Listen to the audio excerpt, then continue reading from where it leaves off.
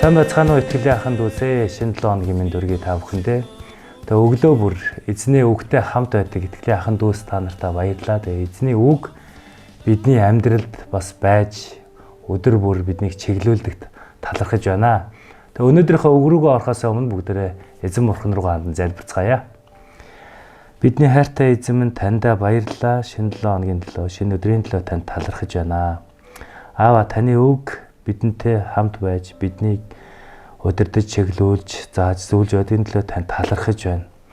Үнэхээр их баярлалаа их эзэм. Тэгээ өнөөдрийн үгээрээ дамжуулан та биднэртээ яриараа, биднэрт ойлгол ухаарлыг өгөх болтугай. Есүсийн нэрээр талархан залбирлаа. Амен.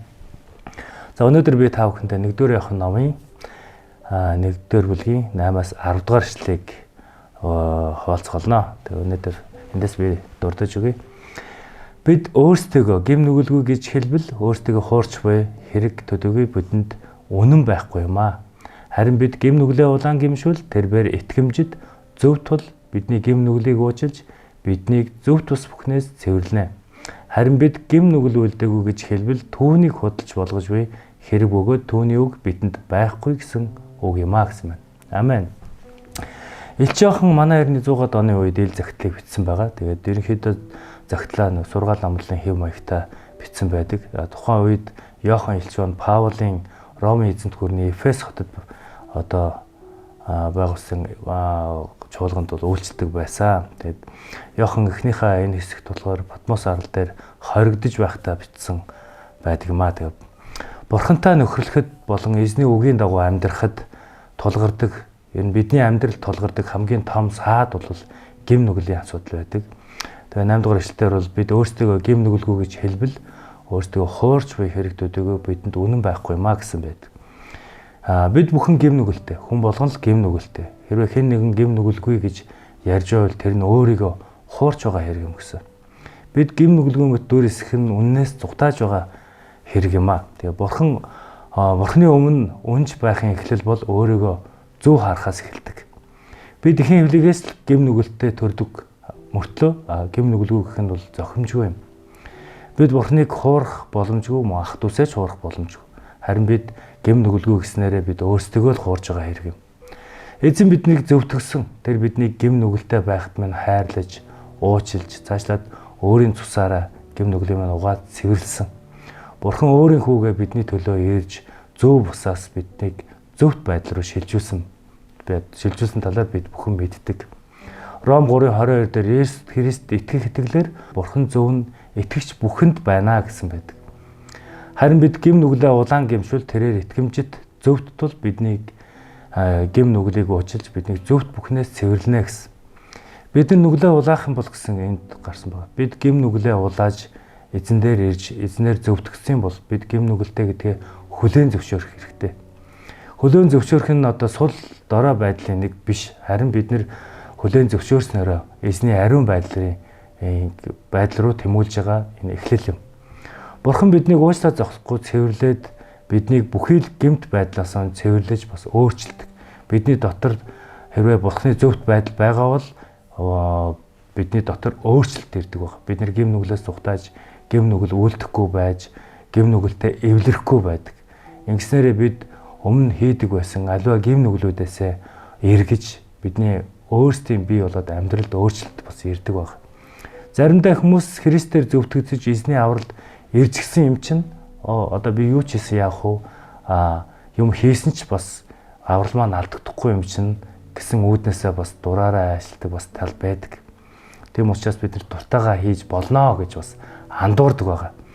Завхаарчаад эсвэл аригдчаад эсвэл ямар нэгэн гим нүгэл үлдчихэд хэрүүл уурал, хил ам, хагаралдаан бий болгочоод ямар ч гимшилгүй явах тохиолдод бас нилээдгүй бас тохиолддог байгаа. Бид үнэхээр эзэнд итгэсэн л бол түүгээр зөвтгсөн л бол гим зөвгөө ариун байдлыг мөчгөж амьдрах ёстой. Энийгээ бид нэр сайн мэддэг сэтгэгч ахын төс бид нар. Бид гим нүглээс цухтааж амьдрах хэрэгтэй. Өдөр болгон л бидний амьдралд сорил дуруу татлахууд, гим нүглийн үе таалгууд тогшсоор байдаг. Тэгээ бид нар энийг яаж даван туулдаг вэ гэхээр эзний үгээр, эзний ариун сүнсээр мөн бид нар эднээс цухтааж энэ зүйлээс хол байх ёстой гэдэг энэ зүйлээс энэ хандлагаар бид нэр даван туулдаг байх. Ром 9:12-оос 21 дээр жинхэнэ итгэгчийн шинж талуудыг бас өгүүлсэн байдаг. Жинхэнэ дагалдаг ч хүмүүс, жинхэнэ итгэгч хүмүүс ямар байх талаар заасан байдаг. Би эндээс дурдж өгье тав. Хэрвээ энэ шинжүүд байхгүй бол хэрвээ энэ шинжүүд танаас гарахгүй бол та бас өөрийгөө сайн бодож бас нэгтлэх хэрэгтэй гэсэн үг. Тэгээ үүн дээр болохоор юу гэсэн бэ гэхээр хоёр нүргүү байх талаар, мууг жигших талаар, сайнаас зуурж байх талаар, бие биенээ хайрлж, хүндэлж, мөн хойрог бүү байгаарай, сүнс дотор шатаж, альва найдвар дотор баярлах талаар, бидний төвчээртэй байж, залбирд өөрсдөө зориулдаг байх талаар мөн зочсомтгой төлөв даруй их хэрэгтэхгүй, муугаар хариулдаггүй харин сайнаар дийлдэг, бүх хүнтэй эвтэй байх, мөн хэнд нэгэндээ өш хонцон сандаггүй байх талаар гарсан байдаг. Энэ бол бидний Христ итгэгч бидний сайн шин чанарууд агуулдаг, мөн сайн итгэгч байхыг илэрхийлсэн ийм зүйлүүд байна. Бид нар энэ зүйл биднэрт байна уу байхгүй байна уу гэдгийг бас өөрсдөөсөө асууж бас чеклж явах хэрэгтэй маахад үсэ. Тэгэхээр өнөөдөр бид Бурханд гэм нүглээ илчлэн очсноороо түүнтэй нөхөрлөх боломжийг бий болгож яадаг. Харин бид гэм нүгэл үйлдэггүй гэж хэлбэл түүнийг худалж болгож буй хэрэг бөгөөд түүний үг бидэнд байхгүй гэсэн үг юм аа гэж хамгийн сүүлийн эшлэлээр дурдсан байна. Бид нүгэлтэй гэдгийг хүлээн зөвшөөрвөл Бурхныг болон Бурхны үгийг өгөөсгөж байна гэсэн үг юм. Сахлагжуулалт өөрчлөлт Бурхны үгээр л дамжин ирдэг. Тийм учраас үгийг хүлээн зөвшөөрөхгүй бол өөрчлөлт бидний амьдрал дээр ирэхгүй maaхан гэсэн. Тэгээ өнөөдрийнхөө цагийг дуусгаад эзэн Бурхан руугаа хандан залбирцгаая гэсэн. Бидний хайртай эзэн минь танд баярлалаа. Өнөөдрийн үгийн төлөө танд талархаж байна. Эзэн минь энэ үгээр өнөөдрийн турш та биднийг чиглүүлж, өнөөдрийн үгийг бид нар бас бясалгаж, үгийн дагуу алхахад та туслаарай. Бид нар үргэж гэм нүглээс цугтааж, гэм нүглээс хол байлж, жинхэнэ итгэгчийн хэв маягийг, хэв шинжийг агуулж алхахад та туслаарай эзэн минь. Тэгэх эзэн биднэрт сорилт уруу татхууд ирдэг, энэ бүхнээс та хамгаалаарай. Аливаа сорилт уруу татхыг бидний даван талах хүч чадлыг та бидэнд өгөх болтугай. Есүсийн нэрээр талархан залбирлаа. Амен.